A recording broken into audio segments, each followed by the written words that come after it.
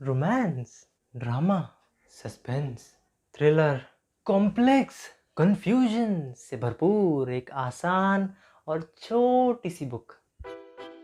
नमस्कार दोस्तों, मैं हूं ऋतिक केसरवानी। आप देख रहे हैं बुक इस्तेमाल, जहाँ पे बुक्स एंड मूवी रिव्यूज आते रहते हैं। लेकिन आज एक साइकोलॉजिकल थ्रिलर बुक का रिव्यू करने जा रहा हूँ, recommended by book Geeks India. अगर आप नहीं जानते कौन है तो डिस्क्रिप्शन में चेक कीजिए। और ऐसी बुक मैंने पहली बार पढ़ी है और एक्सपीरियंस बहुत ही मतलब अलग था। वाइब्स अलग थे, इमोशंस बहुत अलग थे। एंड वो बुक है she erased her by Himanshu Rai. And in author की बुक भी मैं पहली बार पढ़ रहा हूँ, लेकिन टाइटल देख के ऐसा लगता है कि भाई क्या है, मतलब शी इरेज्ड हर, क्या होगी कहानी ना। तो आइए सुनते हैं कहानी। और दोस्तों, कहानी शुरू करने से पहले अगर आप बुक चेक करना चाहते हैं तो मैं लिंक डिस्क्रिप्शन में और कमेंट सेक्शन में दे दूंगा। आइए शुरू करते हैं। तो दोस्तों, कहानी 4 कैरेक्टर्स के बीच घूमती है: रोहन वर्मा, रोहन त्यागी, कियारा वर्मा एंड नेहा। और आगे चल के कहानी में एक पुलिस ऑफिसर राव, उनका भी बहुत बड़ा रोल है। तो नेहा और कियारा बहुत अच्छे दोस्त होते हैं और रोहन वर्मा एक इंट्रोवर्ट है, लेकिन कियारा वर्मा को रोहन वर्मा से प्यार हो जाता है और दोनों काफ़ी अच्छे घूमते फिरते रहते हैं। लेकिन रोहन त्यागी को भी कियारा बहुत पसंद है और वो प्रपोज भी करता है कियारा को वैलेंटाइन डे पे। लेकिन कियारा गुस्से में बोल देती है कि तुमने मुझे देखा नहीं है अपने बॉयफ्रेंड के साथ घूमते हुए, और वैसे ही निकल जाती है। लेकिन त्यागी कहाँ मानता है, वो छुप छुप के पीछा करता है कियारा का, उसको देखता रहता है। और कियारा भी उसको बहुत बार बोल चुकी है कि भाई हमारे बीच कुछ नहीं हो सकता, तो दूर रहो। लेकिन एक रात नेहा, कियारा और रोहन एक कॉलेज पार्टी में होते हैं, एंजॉय कर रहे होते हैं और त्यागी भी वहाँ पे होता है। फिर रोहन, कियारा और नेहा को कोई काम होता है तो वो तीनों एक ही गाड़ी में बैठ के जाने लगते हैं। लेकिन त्यागी उनका पीछा करता है, जो बहुत ही गुस्से में है और पिया हुआ है।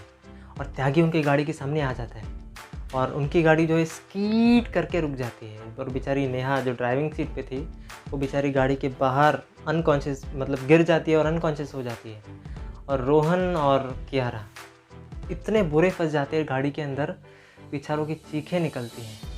और त्यागी आता है, रोहन वर्मा को ख़त्म करता है, फिर कियारा को एक बार गुस्से से देखता है और गाड़ी को आग लगा देता है। फिर वर्मा की बॉडी को भी गाड़ी के अंदर ही डाल देता है। लेकिन फिर आसपास के लोग जो है देखने आने लगते हैं कि क्या हो रहा है। और फिर त्यागी नेहा को उठाता है, अपनी गाड़ी में डालता है और अपने फार्म हाउस पे निकल जाता है। जहाँ पे पहुँचते ही त्यागी को नेहा से प्यार होने लगता है, जो कि प्यार नहीं है, हार्मोनल चेंजेस है, वो सब होता रहता है।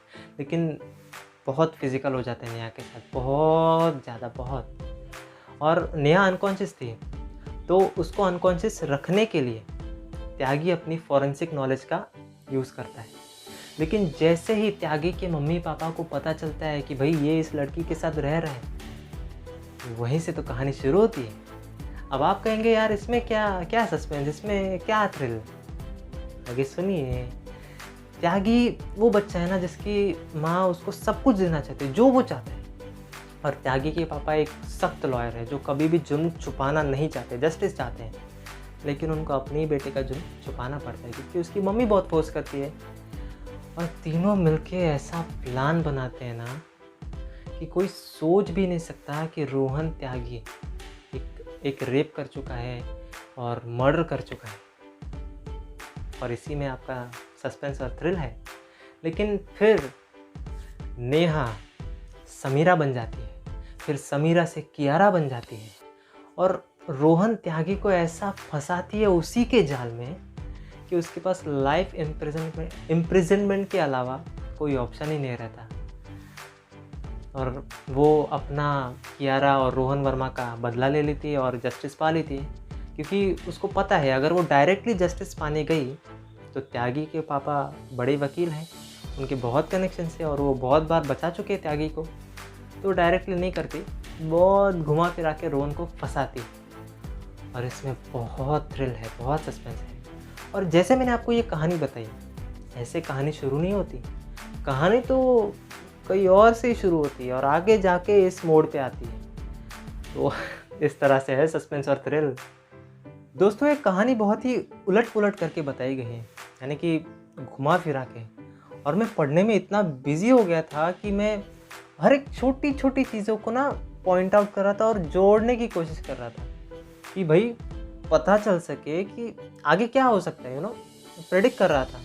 लेकिन मैं कुछ प्रेडिक्ट नहीं कर पाया, वो अलग बात है।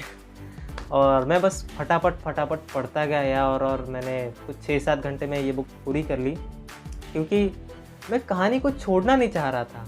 क्योंकि आगे चल के कहानी इतनी कॉम्प्लेक्स, इतनी कंफ्यूजिंग हो जाती है ना कि अगर आप छोड़ दोगे, मुझे लगा मैंने छोड़ दी ना, मैं खो दूंगा इसको, नहीं समझ में आएगी फिर। तो इसलिए मैंने पूरी बुक पढ़ ली और लास्ट चैप्टर में आखिरकार सब कुछ साफ हो गया, सब कड़ियाँ खुल गई। अच्छा लगा। एंड बात करने जाऊँ तो इसमें ज़्यादा कुछ सीखने जैसा तो नहीं है, लेकिन ऐसे भी क्राइम हो सकते हैं और ऐसे भी जस्टिस पा सकते हैं, ये ज़रूर पता चलता है। तो मैं तो उस बुक को 4 आउट ऑफ 10 की रेटिंग देना चाहूँगा।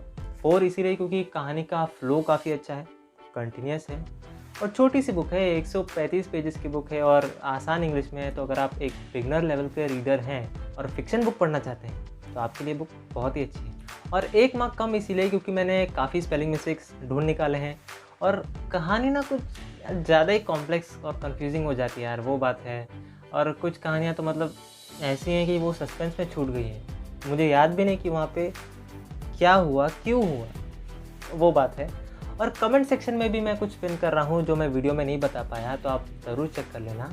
और अगर आपको ऐसी ही बट इमोशनल कहानी पढ़नी है तो राइट वाली वीडियो पे क्लिक कीजिए, और अगर आपको एक आसान सेल्फ हेल्प बुक पढ़नी है तो लेफ़्ट वाली वीडियो पे क्लिक कीजिए। Thank you very much.